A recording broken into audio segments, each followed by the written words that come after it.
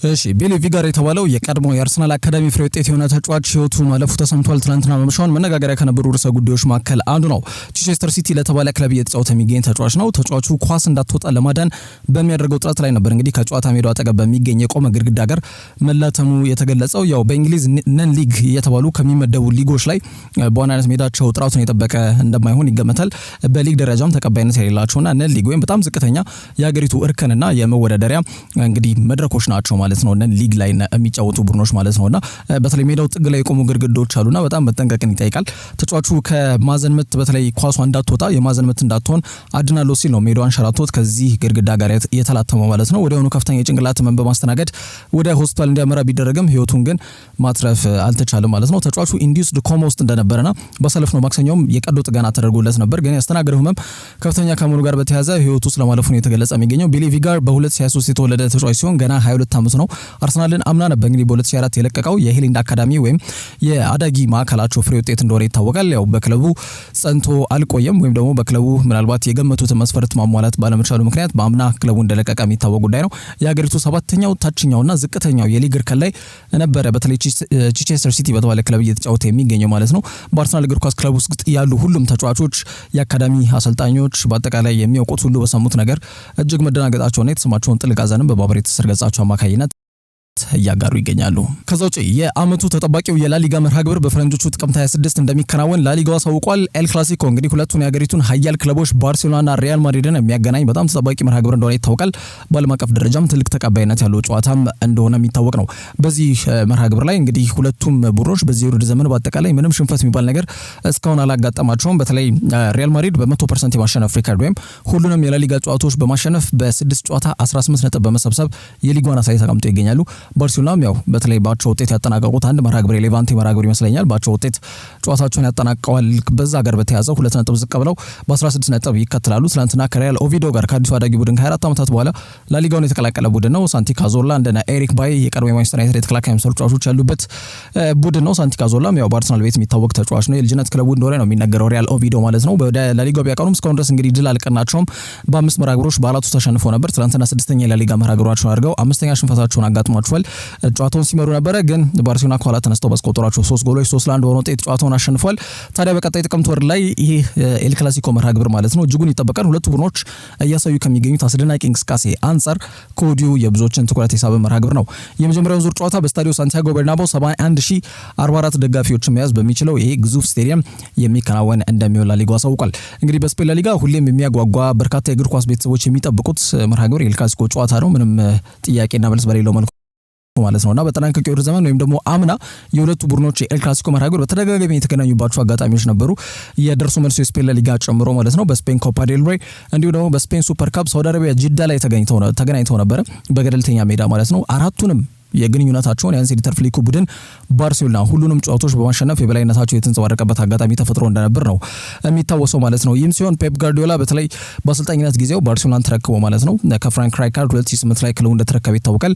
በጣም በተለይ ያ ባርሳ ያልተደገመ ባርሳ ነው የሚሉት ብዙዎች ናቸው። በጣም አስደናቂ እንቅስቃሴን የሚያደርግ ኳስን ማያስነኩ ባርሶች እንደነበሩ ይታወቃል። የቲኪታካ ያጨዋወት መንገድን በመከተል የዮሃን ክራይፍ ያጨዋወት መንገድና ፍልስፍናም ሌላው ትልቁ ተጽዕኖ ያሳደረበት ቡድን እንደነበር የሚታወስ ጉዳይ ነው። በአጠቃላይ ዞሮ ያኔ በተለይ በሁሉም መርሃ ግብሮች ላይ ሪያል ማድሪድን ያሸነፉበት አመት ነበረ። ከዛ በኋላ እንግዲህ ሃንሲ ዲተር ፍሊክ በአንድ የውድድር ዘመን በአጠቃላይ ባርሴሎና ሪያል ማድሪድን ሁሉንም ጨዋታዎች ወይም የተገናኙበት መርሃ ግብር ላይ ምንም ባቸው ውጤት ጨዋታቸውን ሳያጠናቅቁ ማለት ነው ሁሉንም ሲያሸንፍ ከባርሴሎና በኋላ ከፔፕ ጋርዲዮላ በኋላ ለመጀመሪያ ጊዜ ያደርጓል ማለት ነውና በተለይ ቀድሞ ተጫዋቻቸውን ዣቪ አሎንሶን በአሰልጣኝነት የሾሙት ሪያል ማድሪዶች ግን አምና የነበረውን ነገር ይደግማሉ ተብሎ አይገመትም ማለት ነው። ምክንያቱም ከፍተኛ በሆነ መልኩ ያጨዋወት ለውጦች አሏቸው። ከዛ በተጨማሪ ቡድኑ መነቃቃት ላይ ነው የሚገኘው። ስለዚህ ሁለቱ ቡድኖች ከረጅም ጊዜ በኋላ ምናልባት ሊዮኔል ሜሲና ክርስቲያኖ ሮናልዶ ክለቦቻቸውን ማለትም ባርሴሎናና ሪያል ማድሪድን እያንዳንዳቸው ከለቀቁ በኋላ ማለት ነው በተለይ ኤል ክላሲኮ ተቀዛቅዟል የሚል ሀሳቦች በተደጋጋሚ የሚሰነዘርበት የውድድር ዘርፍ ነው። ግን ጥሩ ፉክክር ያደርጋሉ ተብሎም ይገመታል። በዚህ ዓመት ያው ኪሊያን ምባፔ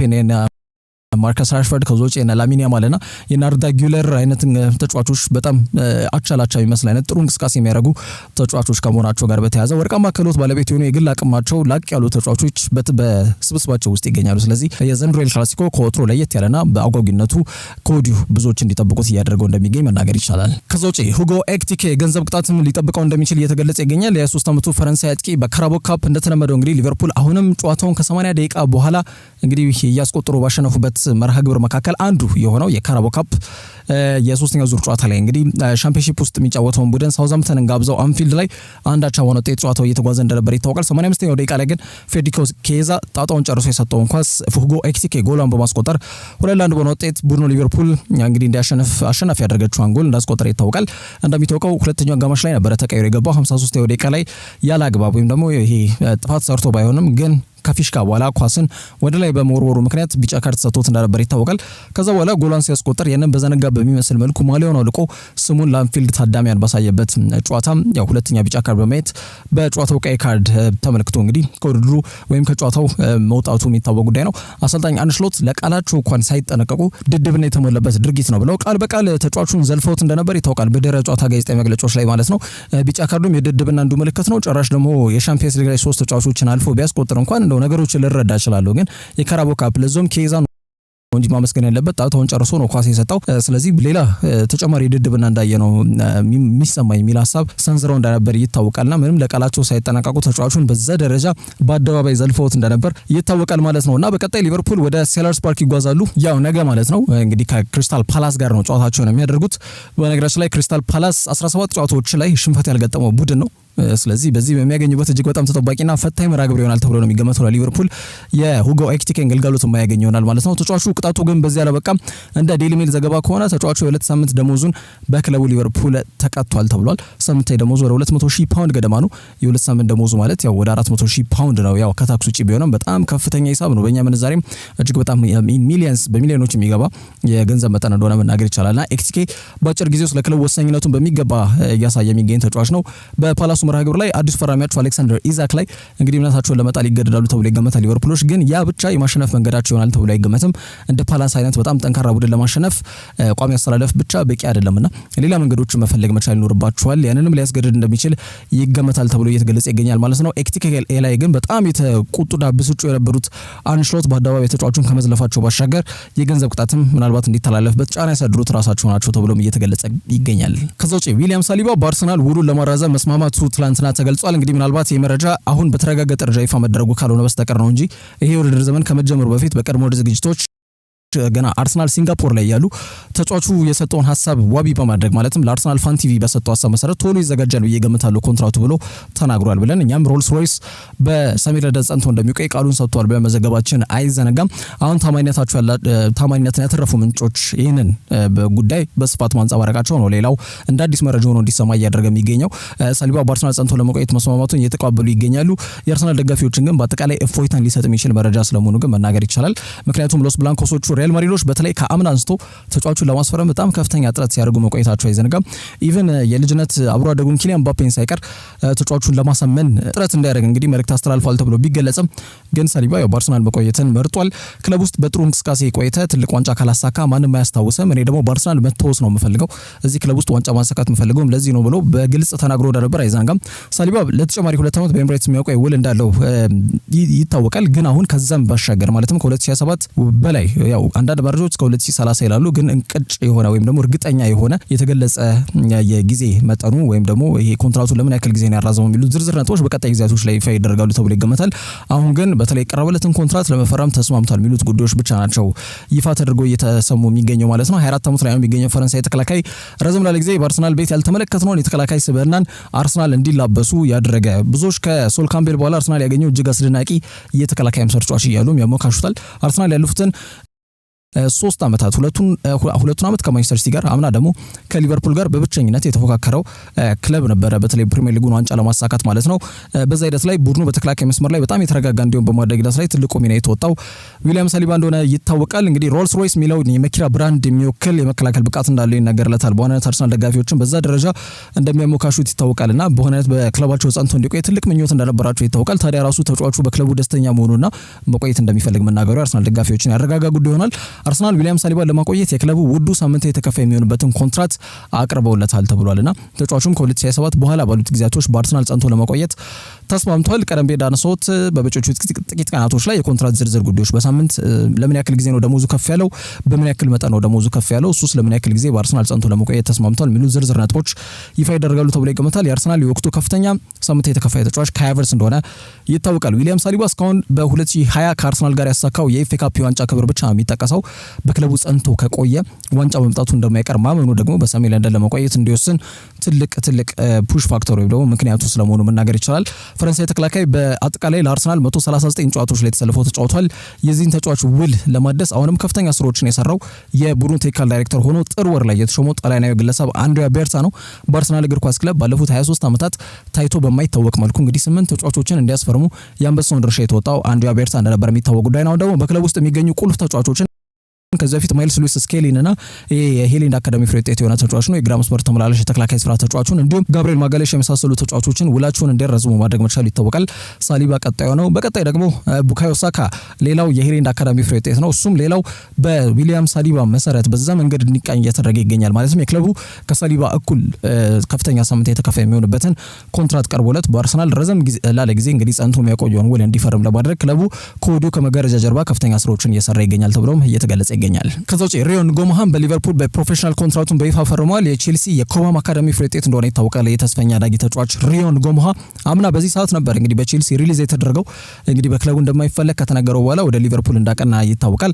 እስካሁን ድረስ እንግዲህ ለሊቨርፑል 5 ጨዋታ ላይ ብቻ ነው ተሰልፎ መጫወት የቻለው፣ ግን በሚሰጠው ድል በሚገባ በመጠቀም ያለውን አቅም በሚገባ የሚያሳይ ተጫዋች መሆኑን በተደጋጋሚ እያሳየ ይገኛል። ገና 17 ዓመቱ ላይ ነው የሚገኘው። ውጤታማ እንቅስቃሴ በማድረግ በጣም ተስፋ የሚጣልበት ተጫዋች መሆኑን ግን እያሳየ ይገኛል። በፕሪሚየር ሊጉ ለመጀመሪያ ጊዜ ተቀይሮ በመግባትም ቢሆን ማለት ነው የመሰለፍን እድል ባገኘበትና በሴንት ጄምስ ፓርክ በተደረገው የኒውካስል ዩናይትድ እና የሊቨርፑል ጨዋታ ላይ ተቀይሮ በመግባት 100ኛው ደቂቃ ላይ ሊቨርፑልን አሸናፊ ያደረገች ጎል ማስቆጠር መቻሉ አይዘነጋም። በአውሮፓ ሻምፒየንስ ሊግ አትሌቲኮ ማድሪድን ባሸነፉበት ጨዋታ ላይ ጎማሃ ተቀይሮ የመሰለፍን እድል ያገኘ ተጫዋች እንደሆነ የመርሳይዱ ክለብ እንግዲህ ሻምፒዮኖቹ ሊቨርፑሎች እጃቸው ላይ በጣም እንደ እንቁ ሊታይ የሚችል በጣም ወርቃማ ክህሎት ባለቤት የሆነ ተስፈኛ ተጫዋች እንዳለ ግን ከወዲሁ በጣም በግልጽ መናገር ይቻላል። የመርሳይዱ ክለብ ሊቨርፑል ይህንንም በሚገባ የተረዱ ይመስላልና ለተጫዋቹ ረዘም ያለ ኮንትራት ማቅረብ በክለባቸው ጸንቶ እንዲቆይ ማድረጋቸውን ይፋ አድርጓል። እንግዲህ ፕሮፌሽናል ኮንትራቱ እስከ 2028 በአንፊልድ ጸንቶ እንዲቆይ የሚያደርገው ሲሆን ተጫዋቹ ቀጣይ ዓመት 18 ዓመት ሲሞላው ደግሞ ውሉን ይበልጥ ማራዘም የሚችልበትን መንገድ ተመቻችቶለታል ተብሏል።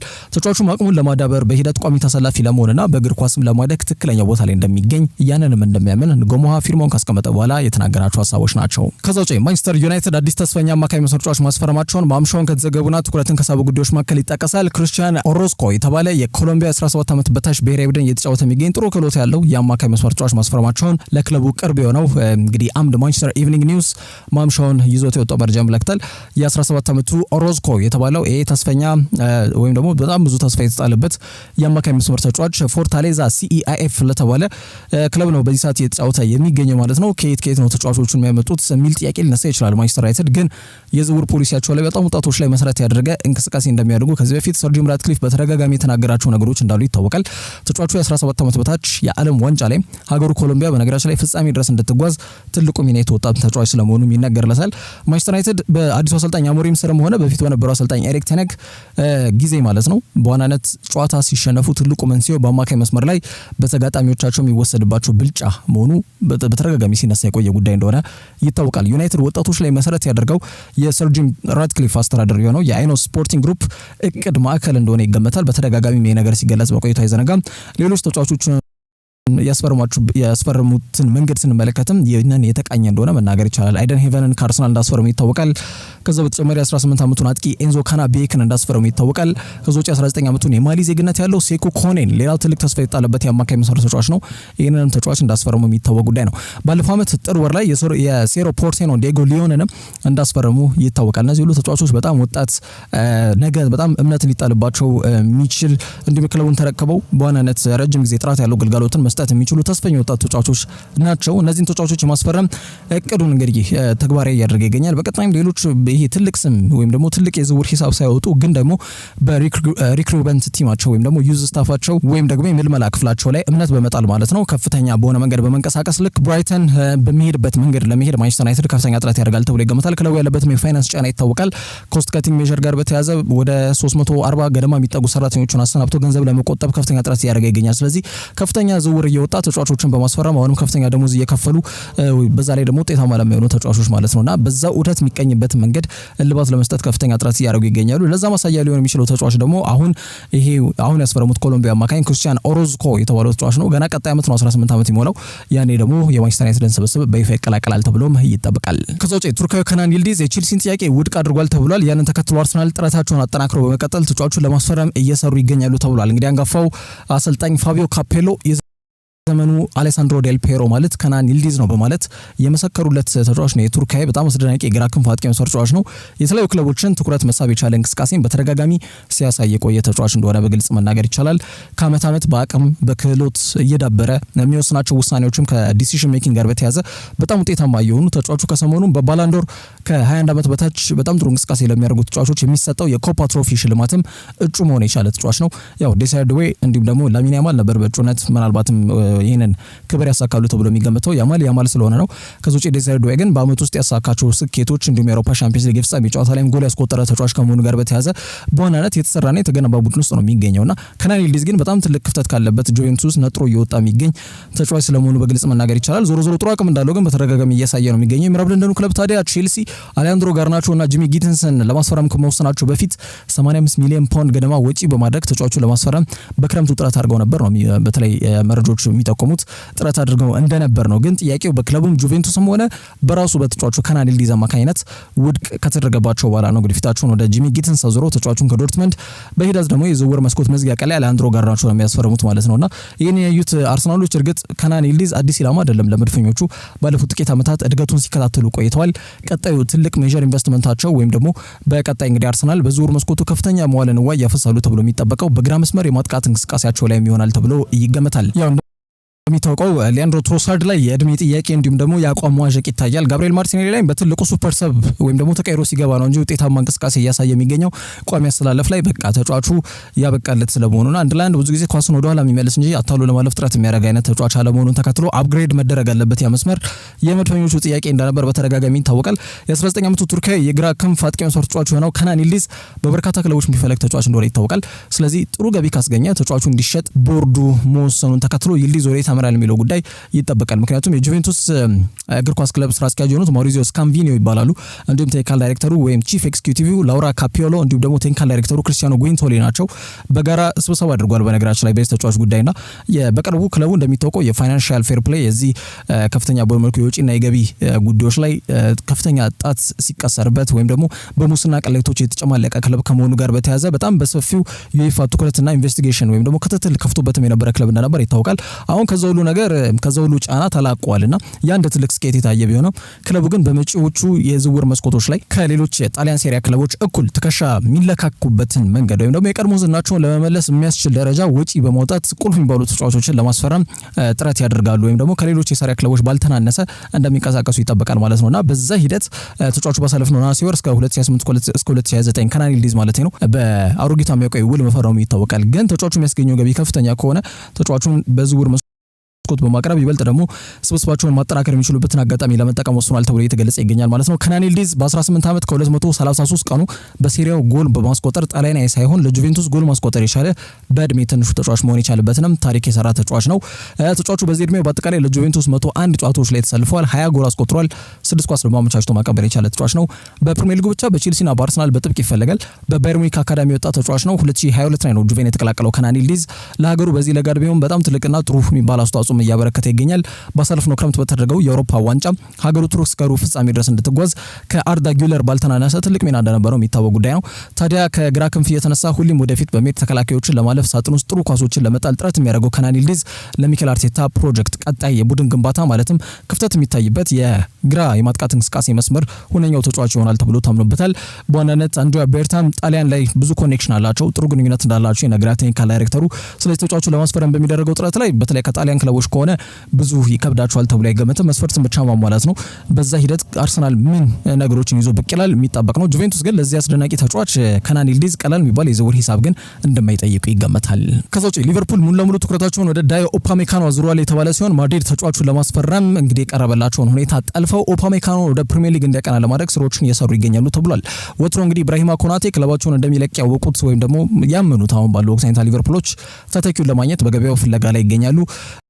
ወይም ደግሞ አሁን ደግሞ ተስፈኛውን ተከላካይ ጆቫኒ ሊዮኒ ከውድድር ዘመኑ እድለኛ ባልሆነ መንገድ በተለይ ይሄ ውድድር ዘመን ውጭ ሆኗል። ገና በተሰለፈበት የመጀመሪያ ጨዋታ ኤሲኤል ጉዳት አጋጥሞታልና አሁን ባለው ወቅት ክለቡ አጣዳፊ በሆነ መንገድ የጥር የዝውውር መስኮት ላይ በንቃት በመንቀሳቀስ አንድ የተከላካይ መስመር ተጫዋች ለማስፈረም እንዲጥሩ ያስገድዳቸዋል ተብሎ ይጠበቃል ተብሏል።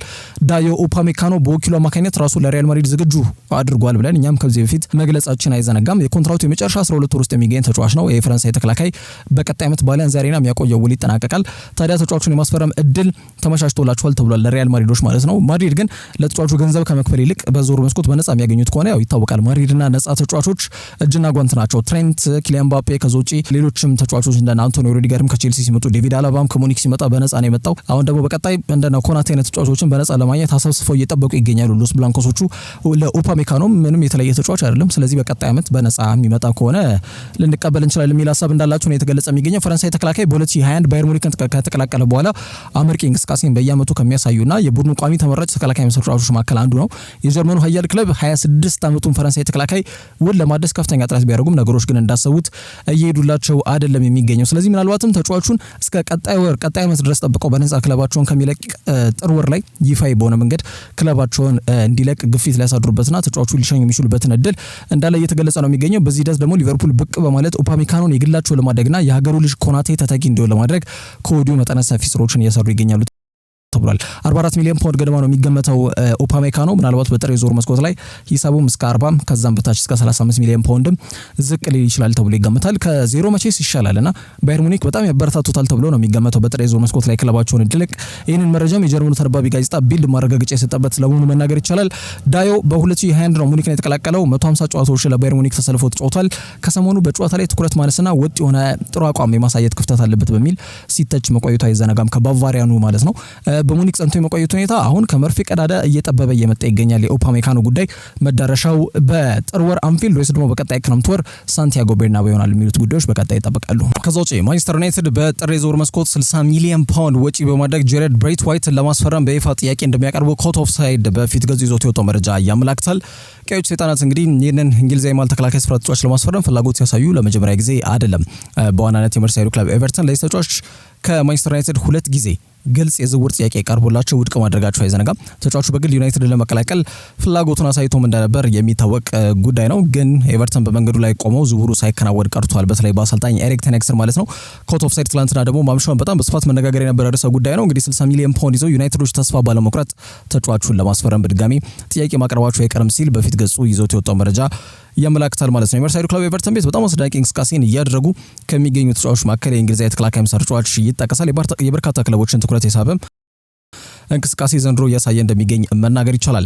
ብሬት ዋይት በ2020 ጥር ወር ላይ ነበር እንግዲህ ካርድስሌይ ዩናይትድን በመልቀቅ ኤቨርተን በይፋ የተቀላቀለው። በፒኤስቪ ቤት እጅግ በጣም አመርቂ የሚባል የውሰት ጊዜን አሳልፈው እንደምናስታውሰው ከ2 ዓመት በፊት ኤቨርተን እንዲህ ወራጅ ቀጠና ጫና ውስጥ በጣም በነበሩበት ሰዓት ላይ በሊጉ እንዲቆዩ ትልቁ ሚና እንደተወጣ ይታወቃል። አምናም በተጠናቀቀው የውድድር ዘመን ላይ እጅግ በጣም አስደናቂ እንቅስቃሴን ሲያደርጉ ከነበሩ ተጫዋቾች መካከል ጄሬድ ብሬት ዋይት ስሙ ከፊት ነው የሚጠቀሰው። በተለይ ደግሞ በዚህ እድሜ የተከላካይ ኮምፖዠር ወይም ደግሞ ይሄ ስብናን የተላበሰ ተከላካይ ሆኖ በዓለማችን በጣም ፈታኝ በሚባለው የእንግሊዝ ፕሪሚየር ሊግ ላይ እንግዲህ ወጥነት ያለው ጥሩ አቅም የሚያሳይ በተለይ ተጫዋች በዚህ ለጋ እድሜ በ23 ዓመት ማግኘት ማለት በጣም መታደል ነውና ዩናይትድ ይህን ነገር በጣም አርቀው ከሌሎች ክለቦች በተለየ መንገድ ቀድመው የተገነዘቡ ይመስላል የተጫዋቹን ክህሎትን አቅም ማለት ነውና ለዛም ነው ተጫዋቹን ለማስፈረም ከፍተኛ ጥረትና እንቅስቃሴ እያደረጉ የሚገኙት ማለት ነው። ይህ ወጣት እንግሊዛዊ በአመት ውስጥ በሊጉ ጥሩ እንቅስቃሴን ወጥነት ባለው መልኩ ኮንሲስተንሲን መሰረት ባደረገ መልኩ ያሳዩ ከሚገኙ ተጫዋቾች መካከል ስሙ ይጠቀሳል። ታዲያ በውድድር ዘመኑ ከእንግሊዛዊ ተከላካይ መስመር ተጫዋች ከሌላው እንግሊዛዊ ጄምስ ታርኮስኪ ሌላው አንደርሬትድ ከሚባሉ ወይም ደግሞ ብዙ ግምት ትልቅ መነጋገሪያ ርዕስ ከማይከፍቱ ግን ደግሞ በስራቸው ብቻ ውጤታማ እንቅስቃሴን ከሚያደርጉ ተጫዋቾች መካከል አንዱ ነው። ጄምስ ታርኮስኪ ጋር የፈጠሩት የተከላካይ ጥምረትም አስደናቂ እንደነበር የሚታወቅ ጉዳይ ነውና ብሬት ዋይት ገና ቀደም ብዬ እንዳነሳሁት 23 ዓመቱ ነው። 2 ጊዜ ማንቸስተር ዩናይትድ ያቀረቡት የዝውውር ጥያቄ በኤቨርተን መክሸፉን ተከትሎ ተጫዋቹን በማሳመን እስከ 2030 በአዲሱ ኤቨርተን ስቴዲየም ሂል ዲኪንሰን የሚያቆየውን ውል እንዲፈርም እንዳደረጉት ይታወቃል። ከጥቂት ወራቶች በፊት ማለት ነውና ተጫዋቹ ውሉን ካራዘመ በኋላ ክለቡ እሱ ላይ እምነት በመጣል የመሰለፍን እድል ስለሰጠው እንዲሁም ደግሞ በክለቡ እንደሚቆይ ማረጋገጫ ስላገኘ በጣም ደስተኛ መሆኑን መናገሩ አይዘነጋም። አስገራሚ ክለብ፣ አስገራሚ ደጋፊዎች፣ አስገራሚ ቡድን አጋሮች እንዳሉት የተናገረው ብሬት ዋይት በአዲሱ ስቴዲየማቸው የሚያደርጉትን የመጀመሪያ ጨዋታ እስኪደርስ መጓጓቱንም ተናግሮ እንደነበር ይታወቃል። በዚህ ዓመት ግን በቂ መሰለፍን እድል አላገኝም። በዋናነት በጉዳት ምክንያት ነው፣ ሌላ ነገር የለም። ከሱ ጋር የሚፎካከር ሌላ ተጫዋች አለ ሳይሆን ግን ጉዳት እንደ ልብ እያጫወተው አይደለም። በተለይ ሲነዘነዘ የነበረው የብሽት ጉዳቱ ተነስቶበታል ተብሏል። ከዛ ጋር በተያያዘ በአሰልጣኝ ዴቪድ ሞይስ ዘንድሮ በቂ መሰለፍ ጊዜ ወይም በርካታ የጨዋታዎች ላይ አልተመለከትነውም። ወደ 5 መርሃ ግብሮች ነው የተደረጉት እርግጥ ነው፣ ግን ብሬት ዋይትም በዚህ ዓመት በደንብ የተመለከትንበት አጋጣሚ የለም። ማይክል ኪን ነው የሱን ቦታ ሸፍኖ ከታርኮሲ ጋር እየተጣመረ ወደ ሜዳ እየተሰለፈ የሚገኘው ማለት ነውና በነገራችን ላይ ከጄሬድ ብሬት ዋይት ጋር በተያያዘ ተጫዋቹ የኤቨርተን የዓመቱ ምርጥ ተጫዋች ተብሎ በተጠናቀቀው የውድድር ዘመን የተመረጠ ተጫዋች ነውና ያለውን አቅም በግልጽ ሊያመላክት የሚችሉ ጉዳዮች ናቸው። አሁንም ግን ዩናይትዶች በዚህ በ23 ዓመት እንግሊዛዊ ተከላካይ መስመር ተጫዋች ተስፋ ባለመቁረጥ እንዲሁም ደግሞ በሚያሳያቸው እንቅስቃሴዎች ደስተኛ መሆናቸውን ተከትሎ ተጫዋቹን ለማስፈረም አሁንም ጥረት እንደሚያደርጉ ነው ከአውት ኦፍ ሳይድ የዘገበው ማለት ነው። እንደሚታወቀው ያው አሁን ባለው የዘመናዊ እግር ኳስ ላይ ተጫዋቾች በዋናነት ወደሚፈልጉት ክለብ ወይም ወደ ሌላ ክለብ ሊያቀኑ ከጫፍ ደረሱ ወይም ደግሞ ስምምነት ላይ ደርሰዋል፣ በግላቸው ተስማምተዋል ተብሎ በተገለጸበት ሰዓት ላይ ውላቸውን ካደሱ ግልጽ በሆነ መልኩ ከያሉበት የእናት ክለባቸው ጋር የተስማሙበት ነገር አለ ማለት ነው። ልክ ቤንያሚን ሼስኮም ከሌፕዚግ እንደወጣበት መንገድ ተመሳሳይ በሆነ መንገድ የሚቃኝ ነው። ጄሬድ ብሬት ዋይትም የሚፈለግ ተጫዋች እንደሆነ ከግምት ውስጥ በመክተት ክለቡ ያቀረበለት ዝርዝር ነጥቦች በተለይ በቀጣይ ዓመት ወይም ደግሞ ክለቡ እንዲለቅ ከስምምነት ላይ የተደረሰ ኮንትራት ዝርዝር ውስጥ ይሄ ሀሳቦች አንቀጽ የሰፈረበት አጋጣሚ ተቀምጦ ሊሆን ይችላል የሚሉ ሀሳቦች መላምቶች የተሰነዘሩ ይገኛሉ ከተጫዋቹ ጋር በተያያዘና ክለቡም ተጠቃሚ እሱም ተጠቃሚ የሚሆንበት መንገድ ለመዘርጋት ሲባል ኮንትራት እንዳደሰ ነው እየተገለጸ የሚገኘው። በአሰልጣኝ ቴነግ ተፈልጎ በአሞሪምም ይበልጥ የተወደሰው ብሬት ዋይት በተለይ ተጫዋቹ በባክስሪም ሆነ በባክፎር ከኋላ በ3 ተከላካይም ሆነ በ4 ተከላካይ በሚጫወቱ ቡድኖች ላይም ምንም ችግር የለበትም፣ ምቾት ሰምቶት የሚጫወት ተጫዋች መሆኑ ተመራጭ ያደርጓል። ሲቲ ቤት ሩበን ዲያዝ አለ፣ ስፐርስ ቤት ከሄደን ሚኪ ቫንዲቨን አለ፣ ሊቨርፑል ቤት ከሄደን ያው 30 ዓመትም አልፎት ቫንዳይክ አለት ሆኖ የሚታይ የተከላካይ መስመር ስብናው እጅግ በጣም አስደናቂ የሆነ ተጫዋች ነው። አሁንም ቢሆን አቋሙ ሳይዋዥቅ ሊቨርፑል ቤት እንዳለ ይገኛል። አርሰናል ቤት ጋብሪኤል ማጋሌሽ በጣም ካምናም የቀጠለ በጣም ጥሩ ጥምረት ከዊሊያም ሳሊባ ጋር እንዳላቸው በግልጽ እየታየ ነው የሚገኘው። እንዲሁም ቼልሲ ቤት ያው ጉዳት አጋጠመው እንጂ ሊቫይ ኮልዊል ከበዋናነት የተከላካይ መስመራቸው እንዲረጋጋ በማድረግ ሂደት ላይ ያው ትልቁን አስተዋጽኦ የሚያበረክተው ተጫዋች ስለመሆኑ መናገር ይቻላል። ዩናይትድ ቤት ግን በግራ መስመር የማል ተከላካይ ቦታ ላይ እንደ ልብ ወጥነት ባለው መልኩ ለክለቡ ግልጋሎት መስጠት እየቻለ የማይገኘውን ሊሳንድሮ ማርቲኔዝ ሊነሳ ቢችልም ግን ሌሎች ክለቦች ላይ ከተጠሩት ተጫዋቾች አንጻር እኩል ትከሻ መለካካት የሚችል ተጫዋች አለው የሚለው ራሱን የቻለ ትልቅ ጥያቄ ነው። ማንቸስተር ዩናይትድ ቤት ሃሪ ማጓየር በዚህ ዓመት ውሉ ይጠናቀቃል። በቀጣይ ዓመት በማንቸስተር ዩናይትድ ቤት ጸንቶ የሚቆይበት እድል እጅግ በጣም ጠባብ ስለመሆኑ የተገለጸ የሚገኘው። ከዛ ውጪ እንደነ ማቲያስ ዴሊት አይነት ተጫዋቾች ያው ኮንሲስተንሲ ይታይበት ክፍተት ነው የሚነሳባቸው። ወጥነት ያለው የሜዳ ላይ ክህሎትን ከማሳየት ክፍተት ይታይባቸዋል። ያቋም ዋዠቅ ስለሚያጋጥመው ማለት ነው ተጫዋች። ከዛ ውጪ አልፎ አልፎም ጉዳት የሚያጋጥመው ተጫዋች ነው። ሌላው ሌኒ ዮሮ ነው። አንድ ተጫዋች ነው ያለው በቃ ሌኒ ዮሮ በጥሩ አቅም በዚህ መንገድ ከቀጠለ ጥሩ ቦታ ላይ ይደርሳል ተብሎ እምነት የሚጣልበት የተከላካይ መስመር ተጫዋች ነው። ያንን ከገምሱ በከተተ መልኩ ዩናይትዶች ይህን መስመር ለማጠናከር በማሰብ ነው እንግዲህ ብሬት ዋይት ላይ ያላቸውን የረጅም ጊዜ ፍላጎት እውን አድርገው ተጫዋቹን ቲያትር ኦፍ ድሪምስ ማምጣት የሚፈልጉት ማለት ነው። እንደ ማቲያስ ኩኛ እንደ ብራያን ምቤሞ አይነት በየክለቦቻቸው ቁልፍ የነበሩ ተጫዋቾችን ማንቸስተር ዩናይትድ በተጠናቀቀው የውድድር ዘመን 15 ደረጃን ይዞ አጠናቆ እንኳን ማስፈረም ችሏል። ይህ ማለት ክለቡ ምንም ድንበር ተሻጋሪ ተጽዕኖ አሁንም ቢሆን ተጫዋቾችን ማስኮብለል እንዲችል እንግዲህ እገዛ እያደረገለት እንደሚገኝ አመላካሽ ጉዳዮች ናቸውና አሁን ደግሞ የኤቨርተኑን ቁልፍ ተከላካይ ብሬት ዋይትን የግላቸው ለማድረግ እንደ የተከላካይ መስመራቸው ላይ የሚታየውን ያለመረጋጋት ክፍተት ለመጠገን መወሰናቸው ለማወቅ ተችሏል። ጥረታቸው ሙከራቸው ፍሬ ያፈራል ወይ የሚለው የሚጠበቅ ቢሆንም ተጫዋቹን ለማስፈረም በሚደረገው ፍክክር ግን ብቻቸውን አይደሉም። በነገራችን ላይ ታሪካዊ ተቀናቃኛቸው ሊቨርፑሎች የቫን ዳይክም የረጅም ጊዜ ተተኪ ያፈላልጉ ይገኛሉና በዛ ሂደት አይናቸው ውስጥ ከገቡ ተጫዋቾች መካከል ከጎረቤታቸው ቤት ወይም ደግሞ ኤቨርተን ስቲል ጎረቤታቸው ነው። እርግጥ በፊቱ ጉዲሰን ፓርክ 1.6 ኪሎ ሜትር ነበር የሚርቀው። አሁን ሂል ዲኪንሰን ስቴዲየም 4.6 ኪሎ ሜትር ርቀት ላይ ነው የሚገኘው። ልክ ለአርሰናል ስፐርስናል አርሰናል ለቼልሲ እንደምንለው ነው።